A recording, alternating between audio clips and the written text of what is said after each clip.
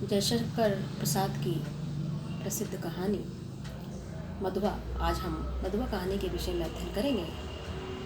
जयशंकर प्रसाद मूलतः कवि हैं और इन्होंने अनेक प्रसिद्ध रचनाएं हिंदी साहित्य को दी हैं, जिसमें कहानी, निबंध, नाटक और उपन्यास प्रमुख हैं।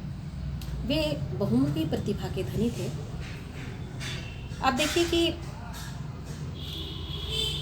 स्कंदगुप्त, एक घूंट, चंद्रगुप्त, ध्रुव स्वामिनी, इनके प्रसिद्ध जो है नाटक है। और इसके अतिरिक्त हम देखें तो कंकाल, तितली और इरावती, जो कि अपूर्ण इनका उपन्यास है, तथा छाया, प्रतिध्वनि, आकाशदीप, आंधी, इंद्रजाल इनके प्रसिद्ध कहानी संग्रह है। आगे देखिए कि इस कहानी में बताया है कि किस प्रकार से एक व्यक्ति जो शराब का शौकीन है, लेकिन एक बालक को पालने के लिए, एक बालक के प्रति उसका किस प्रकार का भाव जागृत होता है, उसमें एक आत्मीयता का भाव जागृत होता है, उसमें एक किस प्रकार से एक संवेदना जागृत होती है कि वो विवश हो जाता है उसके पालन पोषण के लिए, और वो अपने शराब पीने को भूल करके, मतलब कहाँ तो वो शराब के लिए कहानियाँ सुनाता था और समय व्यतीत करता था क्योंकि वो अकेला था, लेकिन जैसे ही वो बालक की जिम्मेदारी उसके ऊपर पड़ी, मतलब उसने खुद ने ली, तो उसका मन किस प्रकार से परिवर्तित होता है। तो यहाँ केवल मूल बात यह है कि किस प्रकार से व्यक्ति को कर्म पथ पर प्रवृत्त होने के लिए और जो है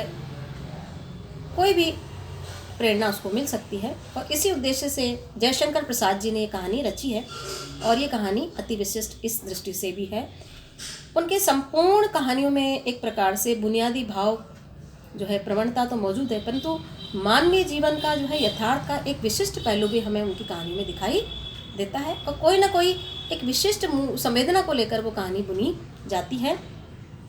और उनके कहानी के जो पात्र हैं, उनके मानसिक जो व्यापार है, उनके साथ नाट्यिकता के साथ इस कहानी को उन्होंने, मतलब जो ये पात्र आए इस कहानी में, मधुआ कहानी में, उनके जो संवाद है कहानी के पात्रों के, उसकी जो मनस्थिति है संवाद पात्रों की, उनको संवादों के माध्यम से उन्होंने उद्घाटित किया है कि किस प्रकार से एक व्यक्ति जो है उसका जीवन परिवर्तित हो सकता है।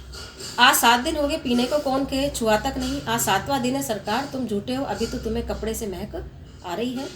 वह तो कई दिन हुए, 7 दिन से ऊपर कई दिन हुए अंधेरे में बोतल उड़ेलने के कारण, कपड़ा गिर जाने के कारण वो, अब आपको क्या कहूँ, मतलब वो एक ठाकुर सरदार सिंह है, उनके सामने वो शराब भी जाता है और पैसे के लिए तो कहता है, साहब मुझे 7 दिन से पीने को नहीं मिला है और अब मुझे बड़ी उसकी तलब लगी है।